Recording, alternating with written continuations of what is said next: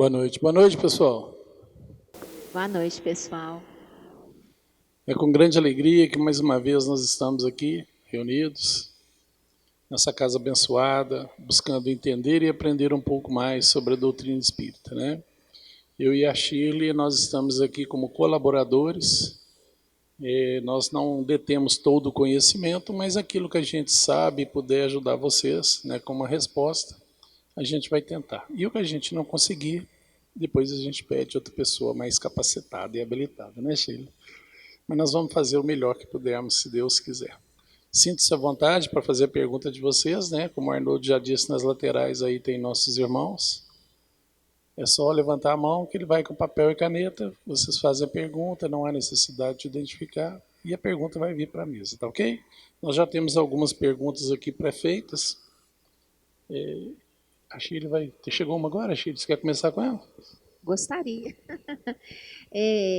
Inclusive, é sempre bom dizer, né, Márcio, que toda pergunta é importante, tá, gente? Toda pergunta é importante, né? Então, nós gostamos muito da participação de vocês. E a primeira pergunta da noite é a seguinte: na visão espírita, o que pode causar a depressão? A depressão é uma doença da humanidade, né? E todos nós vimos o que aconteceu com a humanidade em geral depois da pandemia, não é isso? Houve uma piora acentuada, né, dos quadros de depressão. Por quê? Porque muitos de nós sempre procurou sanear ou aliviar os sintomas da depressão através do fomento dos encontros sociais, né?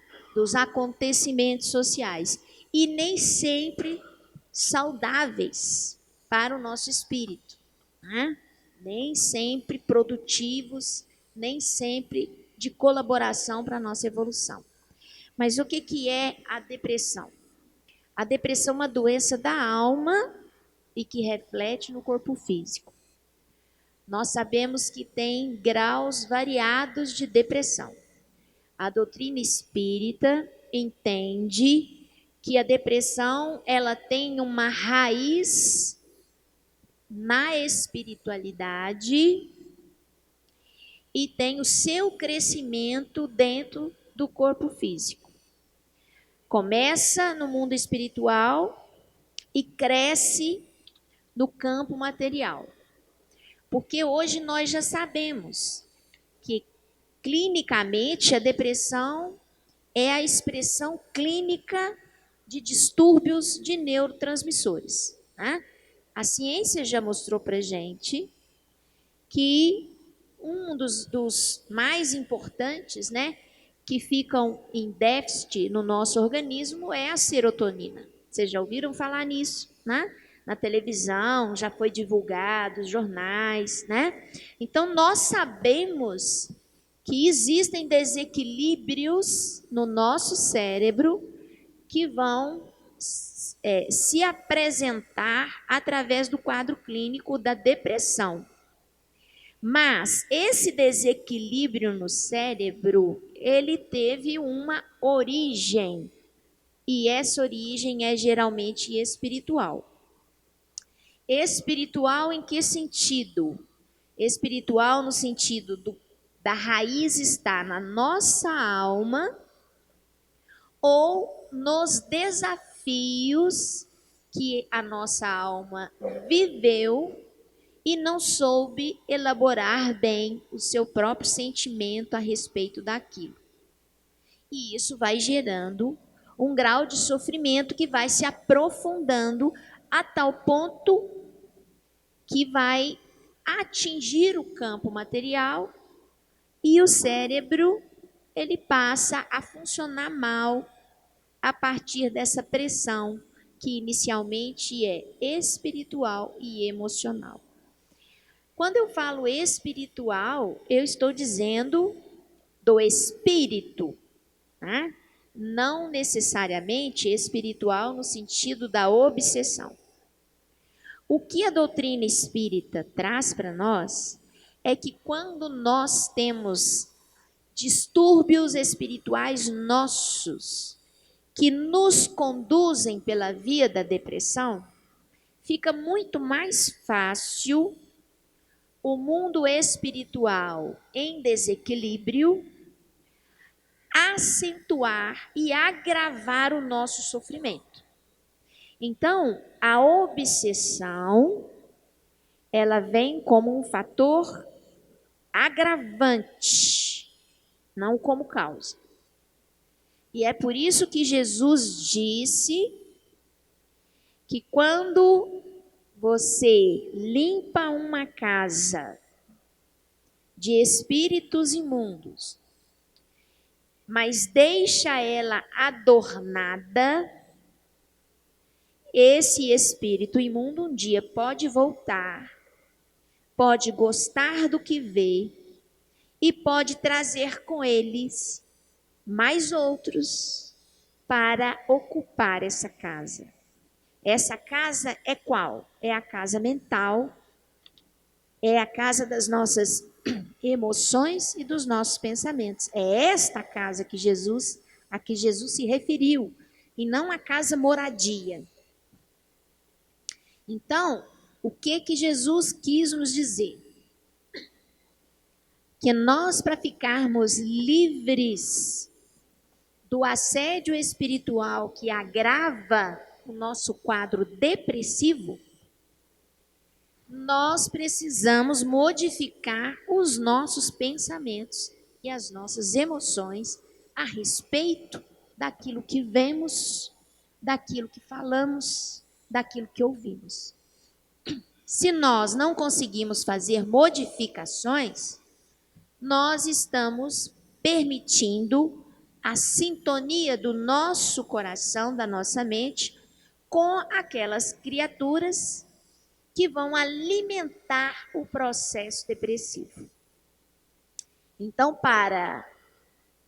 na raiz da depressão, existe um problema íntimo, pessoal, de cada um de nós, muitas vezes relacionados à nossa rebeldia diante das leis divinas. Nós não conseguimos desenvolver a gratidão, nós não conseguimos desenvolver a resiliência. E na medida que não somos resilientes e gratos à vida, nós nos rebelamos. E essa rebeldia íntima gera angústia e sofrimento, que vai construir em nós a depressão, o desencanto. Né? A depressão é o desencanto pela vida. O desencanto muitas vezes vem pela rebeldia nossa, diante daquilo que a vida nos tem oferecido. Então a gente tem que começar a mudar essa rebeldia para a gratidão, alimentar a gratidão, alimentar a compreensão das leis divinas, né? Alimentar o nosso amor, a nossa fraternidade, para que nós nos libertemos da depressão. E evidentemente que quando nós estamos obsidiados, nós estamos doentes, né, Márcio?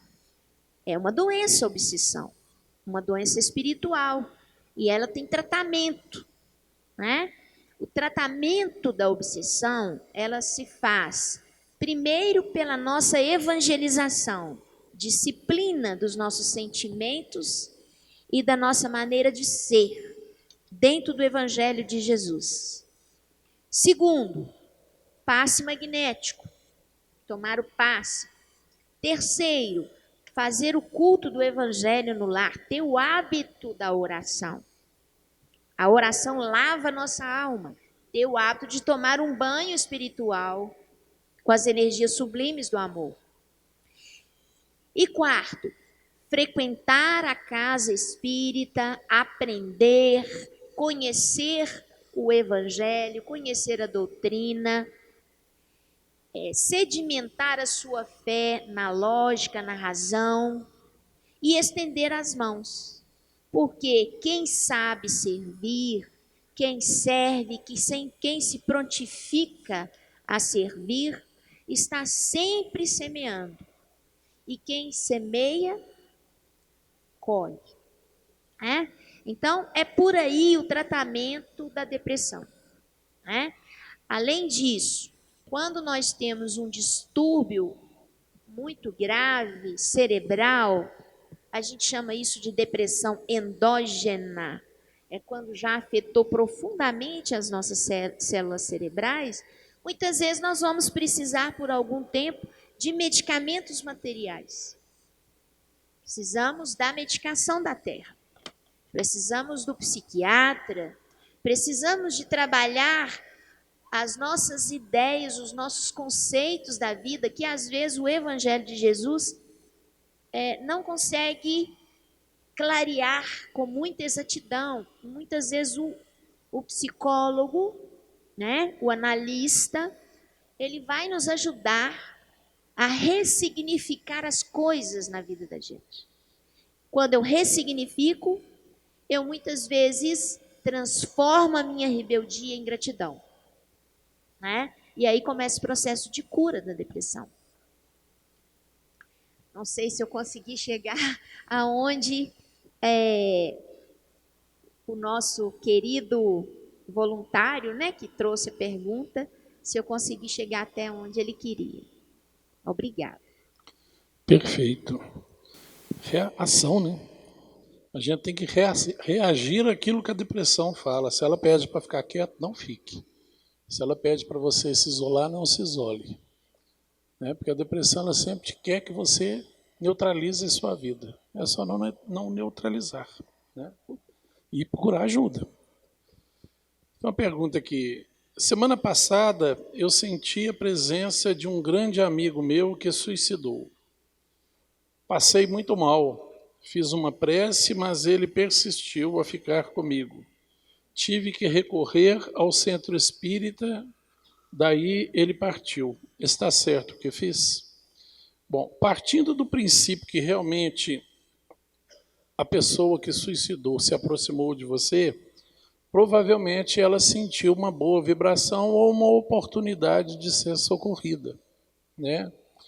E porque tinha uma sintonia também entre os dois. Fazer uma prece simplesmente ajuda naquele instante da prece. Mas se eu não permanecer numa vibração de prece, num estado de tranquilidade, de harmonia, de serenidade, a coisa não vai andar. Né? Por quê? Porque se eu sentir o mal-estar de um ser já fora do corpo, né? E aquilo me afetou fisicamente, psiquicamente, intuitivamente, é porque eu estou em sintonia com ele. Eu estou na mesma vibração. Então, a prece, o objetivo da prece é me elevar vibracionalmente para que eu mande boas energias e bons fluidos a essa criatura e eu também eleve o meu pensamento, o meu estado vibracional para que eu me desligue dele. Se não aconteceu, é porque eu ainda não consegui fazer essa transição. A gente tem que entender, quando Jesus falava orai e vigiai, é 24 horas por dia. Não é só num instante. Eu tenho que me manter num estado de oração. É lógico que você não vai ficar rezando 24 horas por dia, mas é manter aquele estado, aquela mesma vibração gostosa de quando a gente ora, a gente tem que permanecer nela. Com boas energias, bons pensamentos, com boa vontade, com sorriso, com alegria. Tudo aquilo que é de gostoso, que eu possa doar, eu tenho que fazer isso durante o meu dia. Porque se eu baixei a vibração um pouquinho, outras criaturas que estão naquela mesma faixa vão se aproximar. E é uma oportunidade até de fazer uma caridade para com eles, na hora que eu realmente entendo, entro no estado de prece, envio uma boa energia para ele, converso com essa criatura mentalmente, Olha, vamos rezar comigo, vamos fazer uma prece comigo aqui, peça ajuda, lembre-se que Deus existe, que Ele te ama, que Ele te quer bem. Porque às vezes a pessoa está tão perturbada do outro lado que nem lembra. Nem lembra. Né? Aí realmente é um momento de auxílio. Outra coisa importante nessa pergunta é entender que a casa espírita não faz milagres. Não é o fato de ter vindo à casa espírita que fez com que ele afastasse. Ajudou? Ajudou. Foi eficiente? Foi, lógico. Mas não é assim. Né? Porque nós não podemos vir na casa espírita todo dia, às vezes. Eu não posso ficar na casa espírita 24 horas do meu dia. A casa espírita, nós temos que entender que a casa espírita é uma escola que nos ensina a sermos independentes. O objetivo da casa espírita é esse, é me ensinar que eu, por mim, me basto. Eu sou dono de mim. Eu sou dono das minhas decisões, das minhas ações, dos meus pensamentos. E, consequentemente, eu vou sofrer a consequência de tudo aquilo que eu faço, positiva ou negativamente. A doutrina espírita ela veio para me dar a responsabilidade sobre mim mesmo.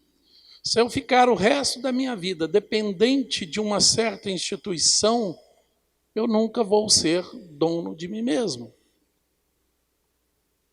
Então, para quem vem à casa espírita, entenda, nós estamos aqui aprendendo a andar sozinho. Nós estamos aqui para aprender o Evangelho de Jesus à luz do Cristo. Não à luz das religiões, é à luz do Cristo. Nós estamos aqui para entender que eu sou filho de Deus. E como Jesus mesmo havia me dito, vós sois deuses, sois capazes de fazer tudo e até mais. Eu sou Deus, com D minúsculo. Eu sou um deusinho. Eu trago em mim a centelha divina. E a cada passo que eu dou na evolução, essa minha centelha ela vai crescendo, até chegar a um ponto em que eu vou me purificar, não necessitar mais de reencarnar e seguir auxiliando aqueles que ainda não foram. É assim.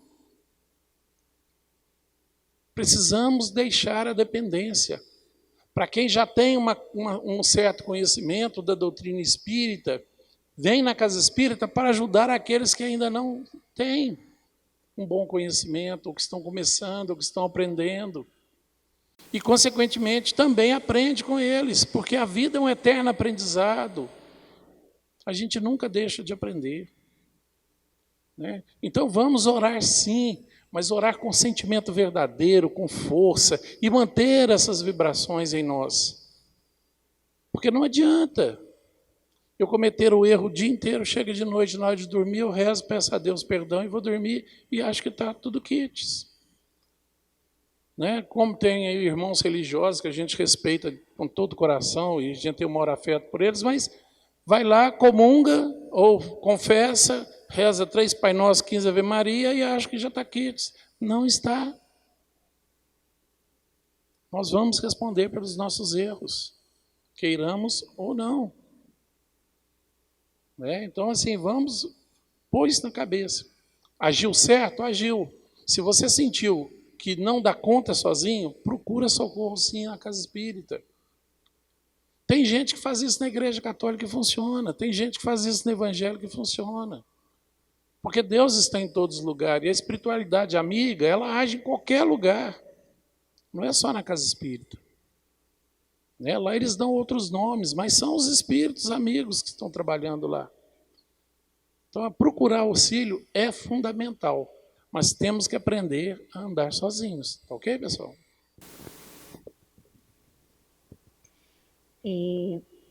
Eu gostaria até fazer um parênteses sobre essa pergunta, Márcio, porque na verdade o suicida ele é o ponto máximo, né, da depressão. É onde a depressão deságua, né? É no suicídio, né? E nós sabemos que, assim como uma criatura adoece gradativamente até ficar extremamente deprimida e achar que ela deixar de existir na Terra os seus problemas, o seu sofrimento termina, né? Que ela prefere deixar de existir para não ter que sofrer, tá certo? Então, até chegar nesse ponto, houve um processo, né? Uma história, tá certo? E muitas vezes a gente acha, como o Márcio bem colocou aqui, que dentro da casa espírita, como em qualquer outra instituição e até mesmo dentro da ciência, acha que é uma varinha de condão, né? Que bate a varinha de condão e a pessoa está livre daquele quadro que levou tempo para se instalar. Não é bem assim. A libertação da depressão é um processo, né? E vai gastar um tempo. E aquele que cometeu suicídio e que está na espiritualidade, ele vai passar por um longo processo de recuperação. Não é da noite para o dia, não é o fato dele ter vindo à casa espírita e ter sido levado para uma dessas colônias espirituais mais próximas de recuperação, né? Não é o fato dele ter ido por uma colônia que ele está liberto. Muito antes, pelo contrário, ele só deu o primeiro passo na recuperação de um problema grave que ele vai ter que trabalhar muito para se libertar dele, né?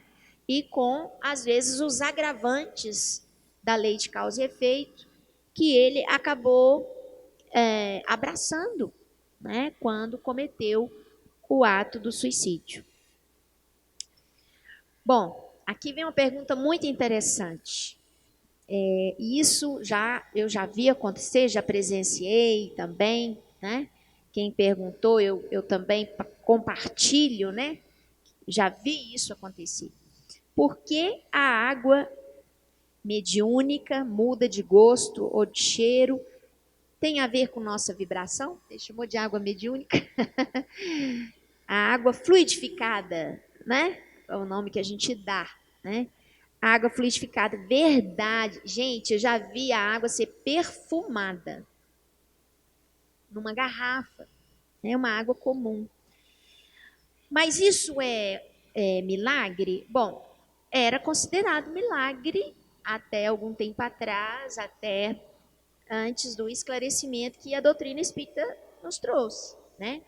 Hoje a doutrina espírita, ela vem explicar para a gente, né, que a água é uma matéria, mas é uma matéria maleável, né, que a espiritualidade utiliza muito das suas propriedades para impregnar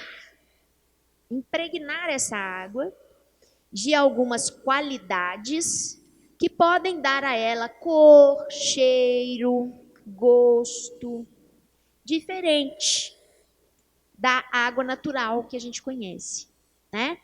Então, a água oferece essa possibilidade de impregnação, a gente chama de fluidificação, né? E a espiritualidade, ela tem à sua disposição vamos dizer assim, as possibilidades de fazer essas transformações na água. E é por isso que a gente sempre recomenda, quando se faz o culto no lar, né, Márcio? Que se coloque a água para cada um dos membros que estão participando, para que a espiritualidade transforme aquela água com qualidades e impregne aquela água com alguns recursos magnéticos que vão interferir na nossa fisiologia, tá? Vão interferir. Dependendo do merecimento da criatura e da permissão divina, essa impregnação, essa manipulação, ela pode ser de tal forma que pode, inclusive, trazer uma recuperação de uma doença física. Tá? Claro que isso não acontece em todos os casos. Por quê?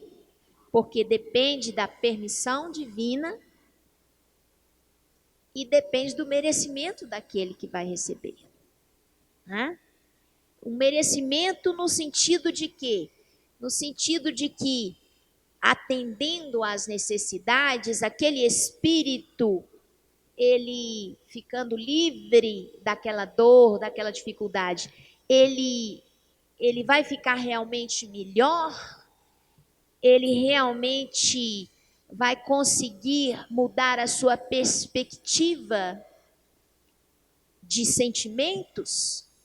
Ou ele precisa passar pelo sofrimento para então conseguir adestrar na sua alma a paciência,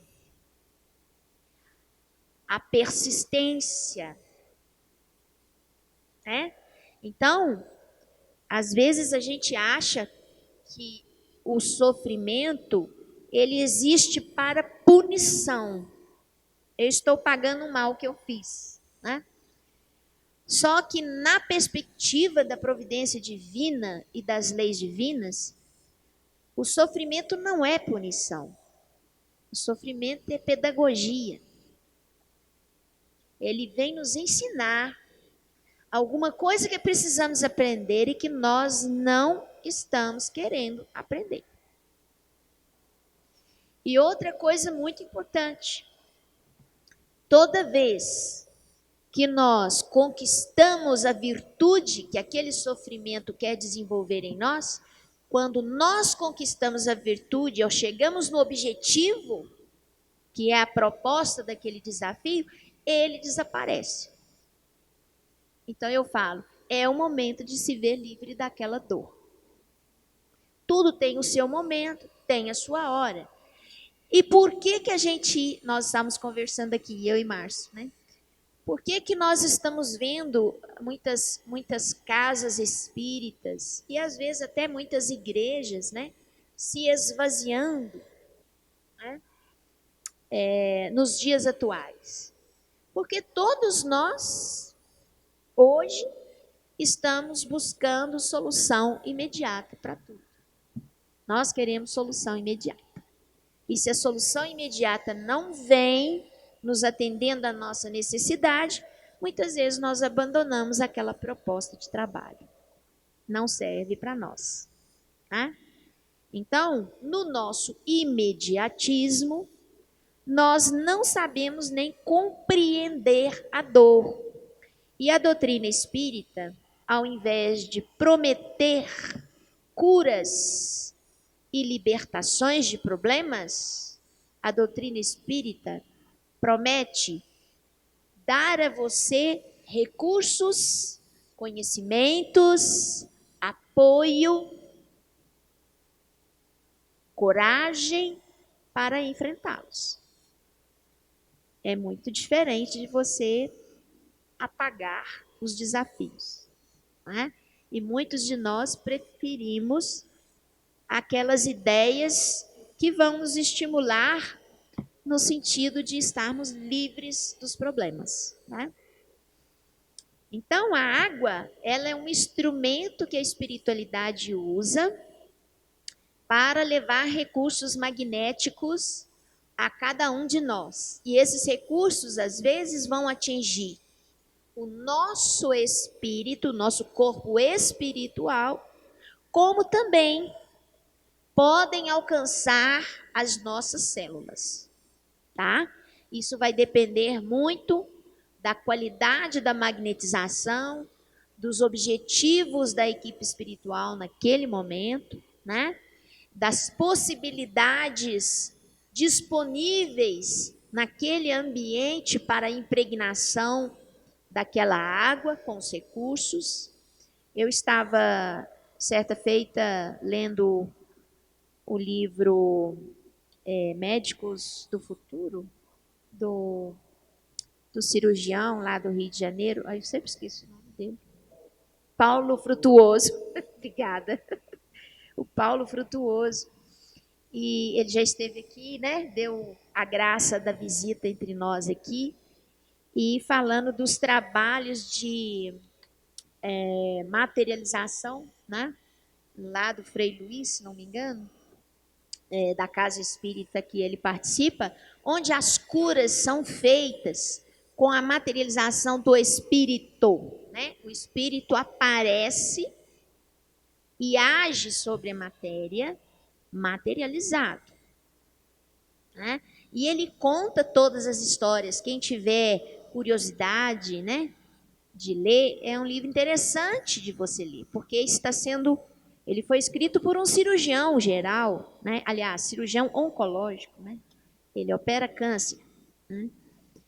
E ele ficou assim, foi um despertamento para ele, os fenômenos que aconteceram, né? Então, o que eu quero dizer com isso, o que eu quero dizer é o seguinte: não é só a água que pode oferecer recursos, né? Dependendo do ambiente, da equipe espiritual que trabalha em nome de Jesus, do merecimento da criatura, do momento que ela está vivendo, da providência divina, muita coisa pode acontecer que às vezes naquele momento foge à nossa compreensão, né? E nos traz recursos valiosos, né? Mas a água, como recurso simples, magnetizada, ela é muito importante. Fantástico. Tem uma pergunta muito interessante, chegou agora também aqui da casa. Boa noite. Algumas religiões pregam que Cristo voltará. Como seria este fato? Na minha opinião, humilde opinião, ele já está aqui conosco há 2023 anos, ou não? Acertou quase tudo, menos 2023 anos. Ele está aqui desde que o mundo nem existia. Segundo ele mesmo dizia, né? Antes que o mundo fosse, eu era. Jesus foi o engenheiro astral que criou o planeta Terra. Ele foi o chefe daquela equipe de grandes espíritos crísticos que construíram todo esse planeta Terra através de todas as leis físicas universais. Porque não poderia ser num estralar de dedos, né? Porque isso não existe. Deus criou as leis, todas as leis, tanto físicas como morais, e elas têm que seguir um determinado padrão, tem que ser daquela forma. Então, através dos astros, né, dos cometas, sei lá, que as pedras ficam voando lá no céu, ele vibracionalmente guiou para que elas comecem a se chocar ali na criação do sistema solar, formação do planeta Terra, e aí quem assim, procura no Google, né, como é que foi a formação do planeta Terra, vocês vão ver lá. Tudo aquilo foi pelas mãos do Cristo. Ele sempre esteve e sempre estará, né? Como ele mesmo disse, né? Nenhuma ovelha se perderá, eu sempre estarei convosco. O problema é que algumas religiões pregam a volta do Cristo em carne, que ele volte a se reencarnar no planeta, porque ele encarnou uma vez. Jesus acho que foi o único espírito que só encarnou. Nós somos todos reencarnações, e ele não, ele foi só uma encarnação aqui nesse planeta. E ele veio justamente para mostrar que é possível vencer a vida sem cometer erros. O objetivo dele foi esse, provar que nós somos capazes. Vós sois capazes, ele mesmo dizia, né? Se quiser ir ao Pai, vem através de mim. Não adorando, mas fazendo aquilo que ele fazia. É assim que a coisa acontece. Então, assim, Jesus... tem algumas doutrinas, algumas religiões, tem umas que ainda estão esperando o Messias até hoje. Os judeus, nossos irmãos judeus, eles esperam a vinda do Messias até hoje. Jesus, para eles, foi um grande profeta, não foi o Messias. Né? Então, assim, tem muitas seitas, cultos, que aguardam a vinda do Messias. E para outras estão aguardando o retorno do Messias. Jesus sempre disse que o reino dele não era deste mundo. Ele nunca disse que não era deste planeta. Ele dizia que não era deste mundo. Porque planeta é o globo, aquela bolinha azul bonitinha, com água, com rocha, né, com atmosfera. Isso é o planeta. O mundo é a condição evolutiva dos seres que ali habitam. Então, o nosso mundo hoje é de provas e expiações, porque todos nós estamos ligados nessa vibração de provas e expiações. Ainda estamos conectados a este patamar evolutivo. Nós estamos adentrando em um mundo de regeneração, né? Para aqueles espíritos que já estão aptos a iniciar sua regeneração, vão continuar aqui. Aqueles que não, vão ser levados a outros planetas, onde o mundo deste planeta é de acordo com a necessidade evolutiva deles. Né? Porque do rebanho nenhuma ovelha se perde. Todas vão voltar para Deus. Então, o Jesus sempre esteve, sempre estará conosco, sempre vai ser nosso mentor, sempre vai ser o nosso governador astral, né? Ele que responde por nós a Deus, pelas nossas condições, pelas nossas evoluções, é o nosso irmão maior, é o nosso companheiro de dia a dia, né? Que não espera bajulação de ninguém, ele não quer ser bajulado, como Deus também não quer ser bajulado. Eles querem apenas que nós façamos a nossa parte, que sejamos bons, né? Que sigamos o nosso caminho, evoluindo, nos melhorando, nos purificando cada vez mais. Então, a pergunta do nosso companheiro aqui, ela está muito correta, ele não está errado, não. Ele está conosco, mas não só há 2023 anos, mas desde que o mundo ainda nem existia, o planeta ainda nem existia, ele já estava aqui. Sempre esteve e sempre estará conosco, tá ok? Graças a Deus, né?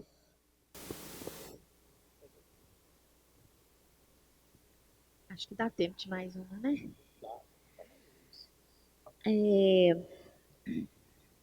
Falam muito em culto no lar. O que é? Como fazer?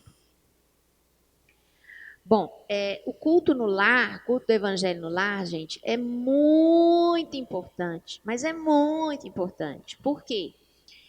Porque muitas vezes as criaturas desencarnadas que habitam o lar conosco, que fazem parte do nosso dia a dia, nem sempre elas nos acompanham à casa espírita, né? Muitas vezes elas não têm muita afinidade com os ensinamentos evangélicos, muitas vezes não querem aceitar a paternidade divina, né? Muitas vezes se aprazem no vício, né? Nos prazeres materiais, que muitas vezes elas buscam através da influência, da conexão que elas obtêm com aquele que está encarnado. Porque o espírito está fora do corpo, ele não consegue obter prazer vindo do corpo. Mas ele pode se utilizar de um outro espírito que habita um corpo, entrar em sintonia mental e obter, através dos fluidos, da magnetização, as sensações que aquele espírito que está encarnado obtém do seu corpo. Isso acontece, por exemplo, muito entre os espíritos que buscam a droga, o álcool, né? Eles não tomam a bebida alcoólica, mas eles obtêm o prazer da bebida alcoólica através do outro encarnado, como nós, como eu, como Márcio, como todos vocês, que muitas vezes faz uso da bebida alcoólica, dos excessos, né? Dos excessos. Então, eles compartilham aquilo. Bom, de fato, alguns espíritos que comungam conosco os nossos hábitos, né? Porque nós não somos santos, estamos aqui na Terra porque precisamos melhorar, né? Estamos aqui porque precisamos mudar. Então, eles comungam conosco e às vezes não nos acompanham na casa espírita. Qual a maneira que a gente tem de chegar o evangelho até eles? Através do evangelho no lar. Então, essas criaturas vão tomar conhecimento das leis divinas através desse momento de reflexão do evangelho no lar. Segunda coisa, muitas vezes o nosso lar fica servindo de ponto de referência para a espiritualidade. Uma vez que uma luz se acende nas trevas, a espiritualidade trabalha muitas vezes levando espíritos em desequilíbrio, em dor, em sofrimento, adoentados, até aquele ponto para que dali eles sejam recambiados para as colônias.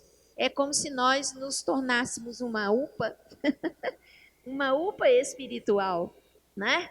Onde os espíritos adoentados vão até ali no momento do evangelho, ouvem a palavra, se beneficiam do magnetismo da prece e dali conseguem ter força para serem levados às colônias de recuperação. Outra coisa importante, o culto do evangelho no lar faz com que o magnetismo superior venha das colônias espirituais, adentre o nosso lar, impregne os móveis, as paredes, o piso. A nossa casa fica energizada. Energizada com o quê? Com energias que são positivas, que vão nos dar paz, tranquilidade, coragem, ânimo forte, resiliência, persistência. Então, o culto do evangelho no lar, ele é parte integrante do nosso processo evolutivo aqui na Terra. Tá? E é muito importante fazê-lo. E como fazê-lo? Muito simples. Jesus disse, onde tiver uma ou duas pessoas reunidas em meu nome, eu estarei no meio deles. Então, é fazer uma prece fervorosa de coração, conversar com Deus e com o Cristo. Conversa direto com eles. Com as palavras mais simples que você tiver na sua boca. Mas traduzindo o que você sente. Com toda honestidade. E com toda a fé. Faz uma prece inicial, abre o evangelho, se puder ser o evangelho segundo o Espiritismo, é melhor ainda, porque tem o evangelho e a explicação. Então, você vai ler um versículo do evangelho e vai ter a explicação. E você vai ler o versículo, vai ler a explicação, de preferência em voz alta, para que todos os presentes escutem, encarnados e desencarnados. Né? Depois você faz um breve comentário sobre aquilo. Troca ideia com alguém.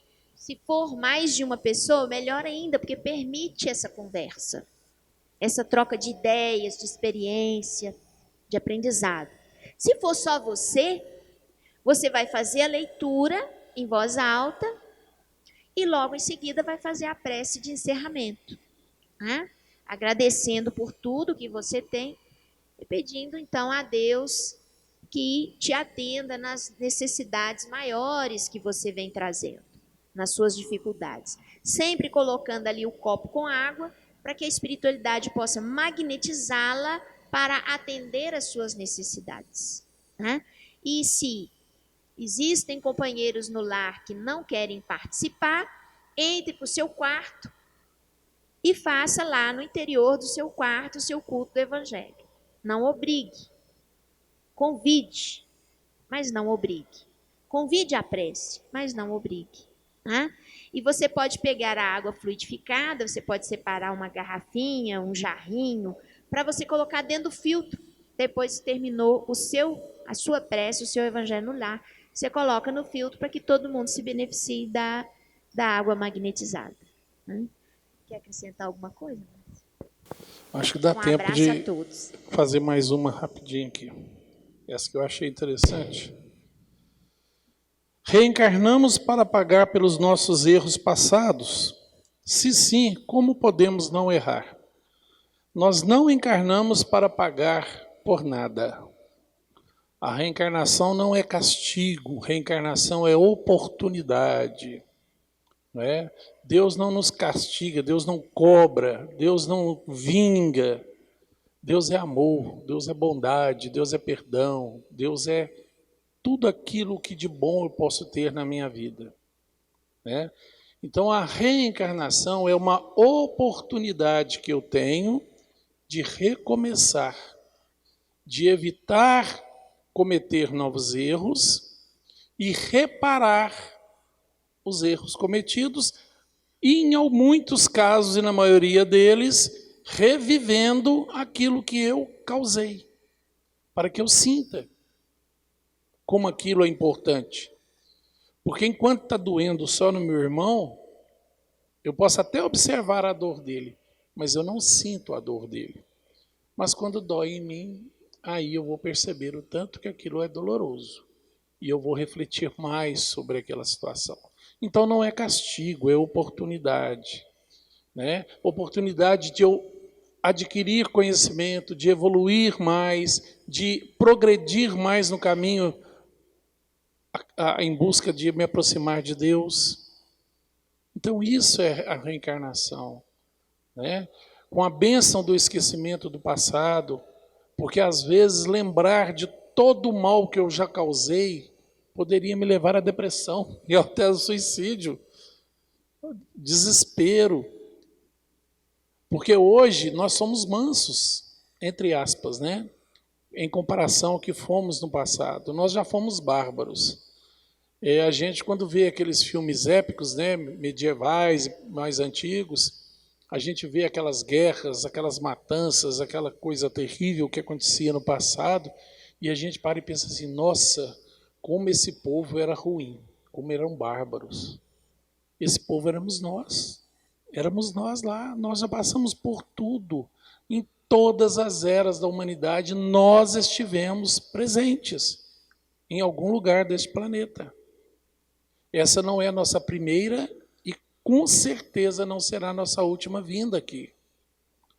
Né? E eu afirmo isso com toda certeza porque nós ainda não estamos perfeitamente saudáveis, espiritualmente falando, para que nós possamos não necessitar mais de voltar.